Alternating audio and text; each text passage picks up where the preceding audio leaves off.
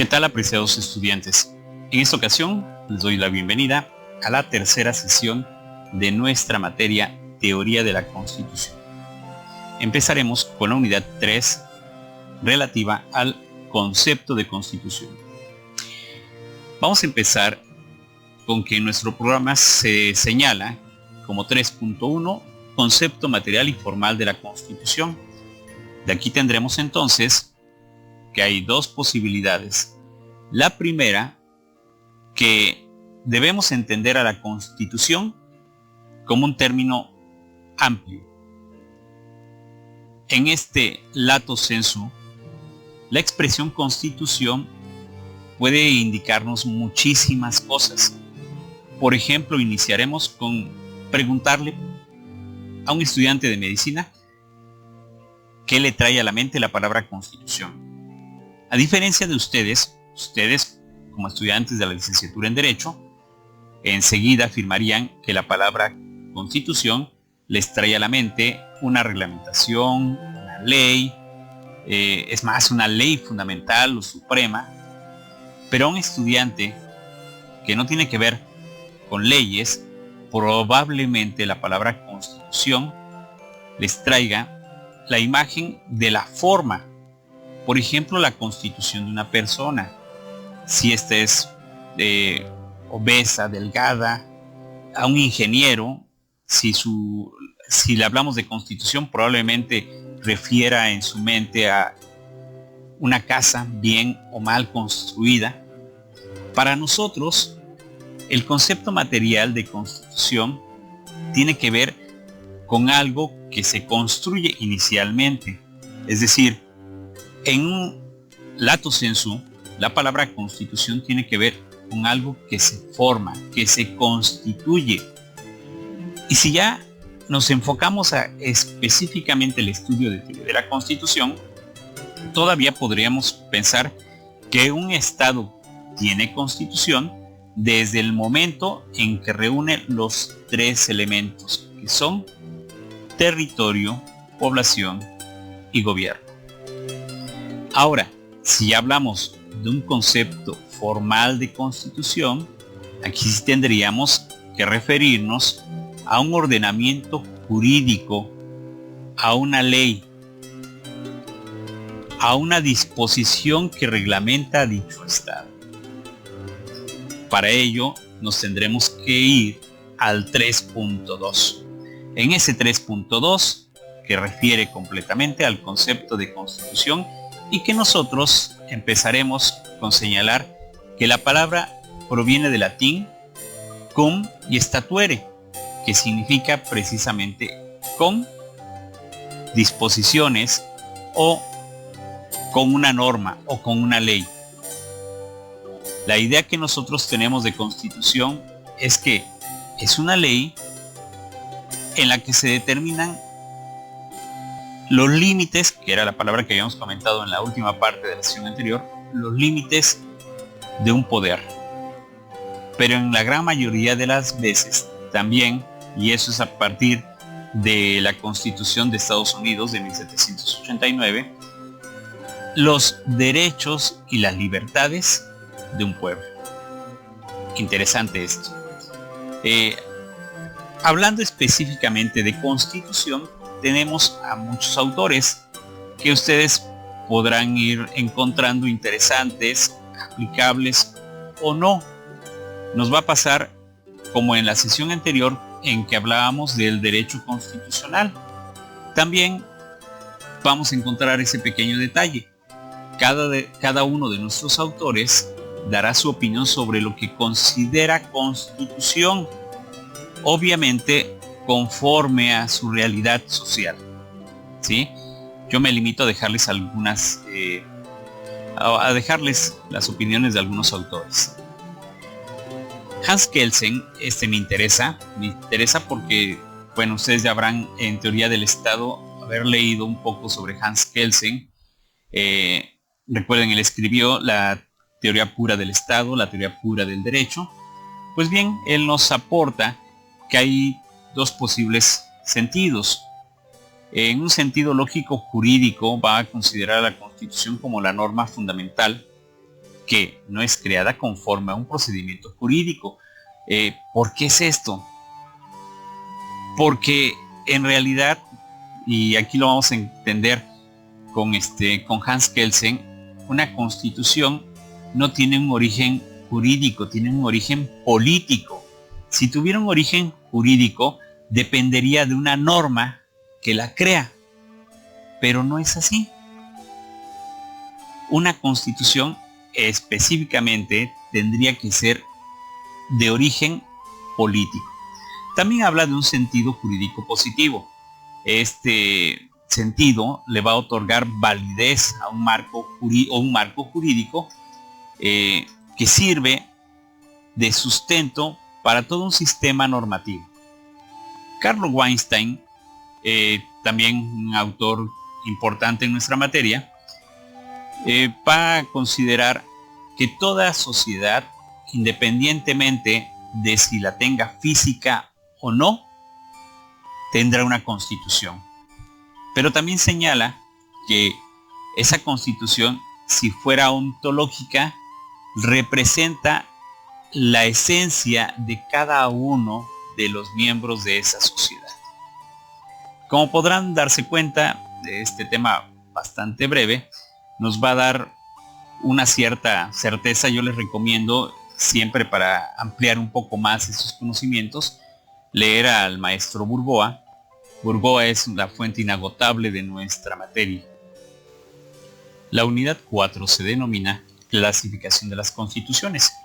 Siempre he tenido la idea que debiera cambiar su nombre por clasificaciones, considerando que son varias las clasificaciones que estudiaremos en esta unidad. Primero, debemos dejar bien claro que las clasificaciones sirven para ordenar, para realizar un sistema que nos permite identificar por sus características a determinados objetos o sujetos. Específicamente, vamos a tener que lo que debemos clasificar en este caso en particular son las constituciones. Así que el 4.1 menciona que debemos clasificar a las constituciones según su formación jurídica. ¿Qué significa esto? Que todas las constituciones podrán caer en cualquiera de los dos criterios que en esta clasificación se formula. Es decir, podrán ser escritas o no escritas. ¿Cuáles serán las características que podremos atender para dejarlas en una o en la otra? Pues bien, en primer lugar, vamos a entender que las constituciones de la antigüedad regularmente provenían de la voluntad de un rey. Como dijera José Alfredo Jiménez, mi palabra es la ley, en su famosa canción del Rey. Así pues, en nuestra materia, todas aquellas constituciones que salían caprichosamente de la voluntad del rey, sin necesidad de estar plasmadas en un documento, eran constituciones no escritas. La gran mayoría de nuestras constituciones contemporáneas, por supuesto, obran en algún documento. Por lo tanto, la gran mayoría de nuestras constituciones actuales serán escritas. Dentro de esta todavía podemos subdividir a las escritas en dos criterios, que pueden ser codificadas o dispersas. Son constituciones codificadas aquellas constituciones escritas que constan en un solo libro, y dispersas aquellas que se encuentran en dos o más o incluso en diversas leyes. Como ejemplo de las codificadas tenemos a nuestra actual Constitución Política de los Estados Unidos Mexicanos, que ustedes apreciarán se encuentra en un solo documento. Pero también tenemos que en un principio, cuando llegaron los españoles, el sistema que rigió fue el de las disposiciones de Cádiz, y en su caso la compilación que se hizo de las leyes llamadas de Indias. Pero para hacer un ejemplo, para tomar un ejemplo más claro, la Constitución llamada de 1836 también fue conocida como las 7 leyes, porque entre 1835 y 1836 se fueron creando distintas disposiciones legales que alcanzaron en el momento de Santa Ana el nivel de constitución. La siguiente clasificación es de acuerdo a su reformabilidad, es decir, de acuerdo al cambio que puede sufrir su texto. En un primer momento se crea una clasificación en donde podían dividirse a todas las clasificaciones en rígidas y en flexibles. Y eran rígidas todas aquellas constituciones que no admitían una reforma, es decir, que así como fueron creadas, así tenían que prevalecer por toda su vida. Las flexibles son aquellas que sí se podían adecuar. Por lo tanto, bajo este primer criterio, nuestra Constitución mexicana, que sí admite la reforma, se consideraría una Constitución flexible. Cabe aclarar que este primer criterio de la reformabilidad es obsoleto, porque actualmente se considera que todas las constituciones deben aceptar una reforma. Esto nos llevará a un segundo criterio. Considerando que todas las constituciones se pueden reformar, el procedimiento de reforma es el cual dicta ahora su división. Si su proceso de reforma es rígido, es decir, es difícil o distinto de las leyes en general, se consideran constituciones rígidas. Pero si su proceso de reforma es flexible o al igual que cualquier ley, se considerará flexible. De acuerdo a lo que dispone el artículo 135 de nuestra Constitución, se requiere para su reforma tanto de la aprobación del Congreso de la Unión como de la mayoría de las legislaturas locales. Esto nos lleva entonces a que el proceso de reforma de nuestra Constitución es difícil. En este segundo criterio, nuestra actual Constitución será una Constitución rígida. Finalmente hay un tercer criterio que quedaría obsoleto al igual que el primero. En este, intentando hacer una mezcla de los dos primeros criterios, se señalaba que las constituciones eran pétreas o rígidas cuando no admitían ningún cambio, semirrígidas cuando el cambio era difícil y flexible cuando el cambio era fácil.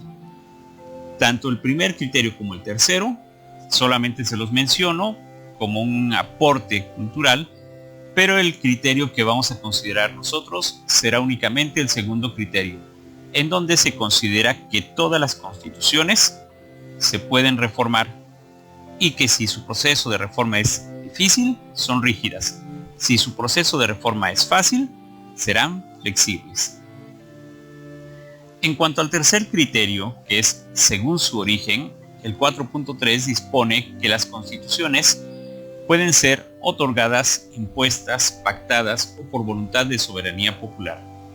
Al respecto, esto es muy sencillo y les diré que las constituciones son otorgadas cuando es el rey el que, haciendo uso de su potestad, le otorga a su pueblo una disposición fundamental. Es decir, el rey otorga al pueblo una constitución. Ese sería el primero. El segundo, que es impuestas. Tendríamos una constitución impuesta cuando el rey se ve obligado, ante el temor, a darle a su pueblo una ley.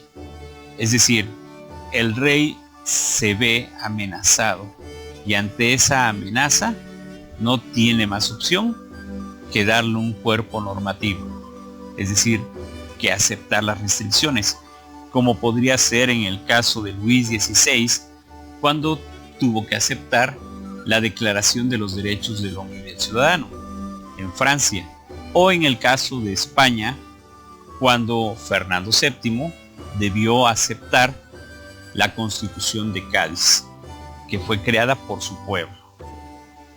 Luego tenemos a las constituciones pactadas, es decir, son aquellas que nacen de una negociación, en donde en común acuerdo tanto gobernante como gobernados logran crear un cuerpo legislativo. Y finalmente tendremos aquellas que son por voluntad de soberanía popular. La soberanía, nuestra Constitución determina, reside en el pueblo, es decir, es la facultad que tiene el pueblo para autodeterminarse. En este rubro eliminamos la figura del rey y es el pueblo mismo el que le va a entregar a un grupo de personas esa potestad, esa soberanía, para que creen ese cuerpo legislativo llamado Constitución. Finalmente, se nos habla de Karl Weinstein, y Karl Weinstein tendría que hacer referencia a una nueva clasificación en donde se habla de clasificaciones normativas, nominales o semánticas. Pero finalmente, lo que nos interesa es la constitución ontológica que establecía Karl Weinstein.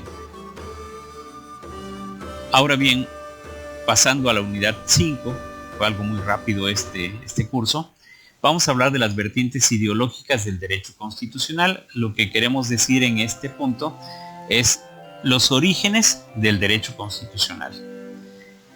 En el 5.1 encontramos que los orígenes del constitucionalismo moderno se encuentran en la Edad Media. Específicamente vamos a hablar, y eso tendría que hacerles a ustedes un ejercicio de memoria, de Juan Sin Tierra. Juan Sin Tierra, que fue el hermano de Ricardo Corazón de León. Cuando Ricardo Corazón de León marcha en una cruzada, lo deja a cargo. Dicen que el que no tiene llega a tener, loco se quiere volver. Entonces Juan empieza a castigar a su pueblo y a tratar de exprimirle lo más que pueda. Lamentablemente para él, se mete con los nobles, con los que tienen el poder económico, y decide cobrarles impuestos injustos y altos. Por lo tanto, estos, los nobles, se organizan y le ponen un ultimátum. Es decir, le dan dos opciones. Una, que acepte un documento que ellos elaboraron, que consta de 63 disposiciones, o que van a hacer todo lo posible por deponerlo, es decir, por quitarlo de la corona. Ante la amenaza, a Juan Sin Tierra no le queda más opción que aceptarla. Firma la Capitula Que Barones Petum, conocida como la Carta Magna.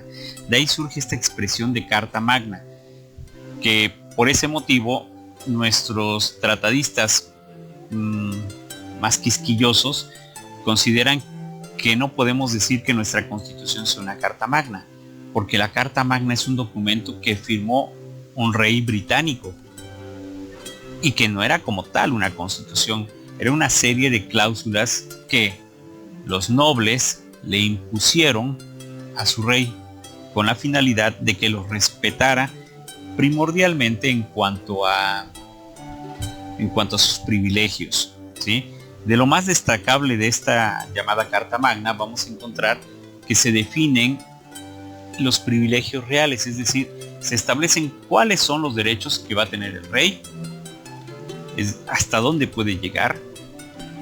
Se va a prohibir que este rey de manera autónoma pueda establecer impuestos, que venda la justicia, o en su caso que abuse de su facultad jurisdiccional. Todo eso va a ser de lo más importante de este documento llamado Carta Magna. La historia nos dice que más adelante Juan, con el apoyo del Papa, pudo desligarse de esa Carta Magna.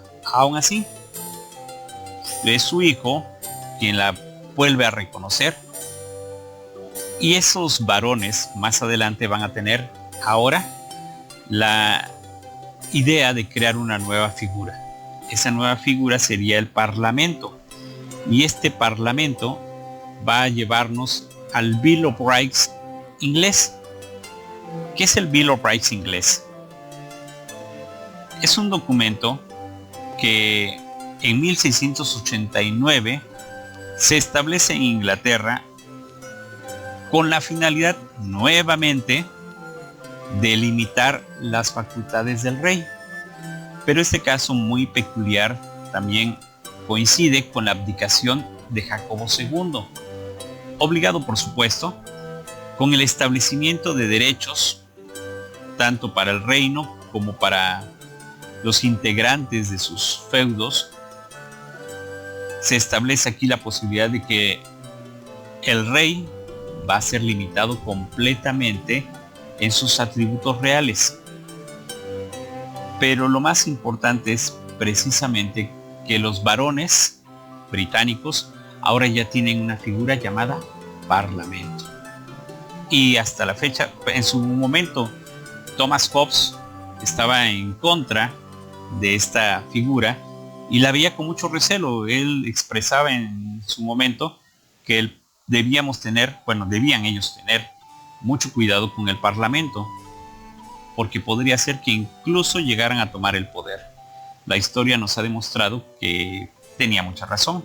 Actualmente nosotros sabemos que la reina Isabel, la reina de Inglaterra, es una figura meramente decorativa y que las decisiones se toman en el Parlamento inglés y que el representante sería el primer ministro de ese Parlamento. El siguiente tema, dejamos ya la cuestión de los ingleses y nos pasamos con los franceses. En el 5.1.2 se hablan de los hechos y logros, prolegómenos, hechos y logros de la Revolución Francesa. De manera muy breve, ustedes sabrán que la Revolución Francesa inicia por los abusos de Luis XVI. Luis XVI, que en su momento incluso apoya a los estados, en ese tiempo no eran estados, a las colonias americanas para lograr su independencia. Que después Robespierre logra que se obligue a Luis XVI a firmar un documento denominado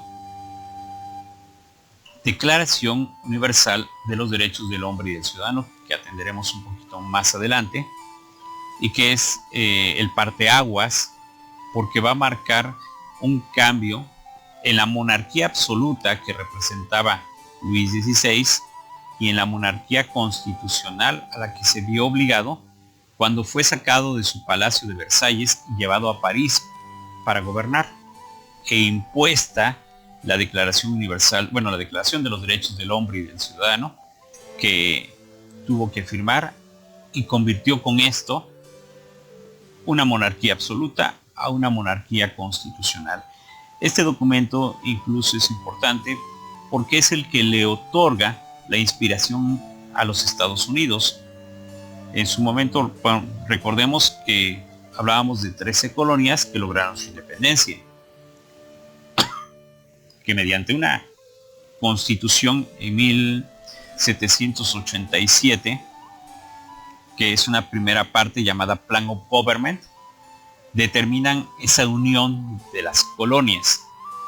Pero que en 1789 surge el llamado Bill of Rights norteamericano.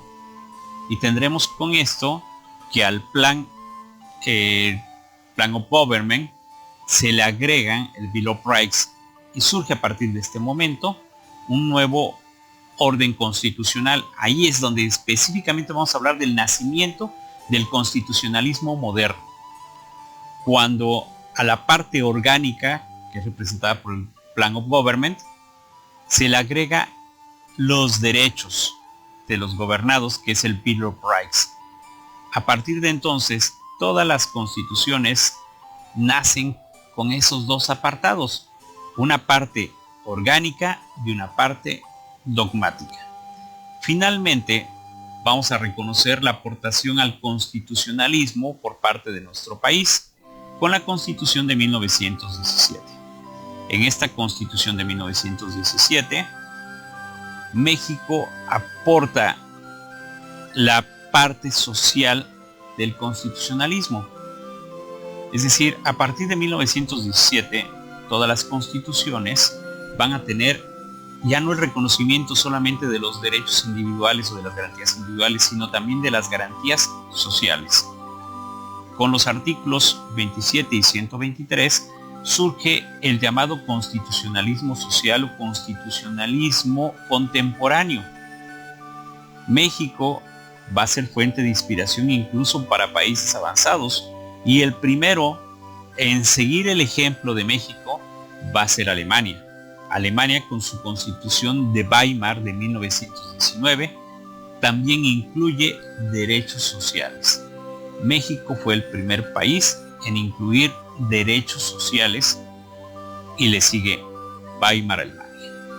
Pues bien, apreciados estudiantes, con esto concluimos los temas de esta semana. Les deseo que tengan un magnífico fin de semana y estaremos viéndonos más adelante.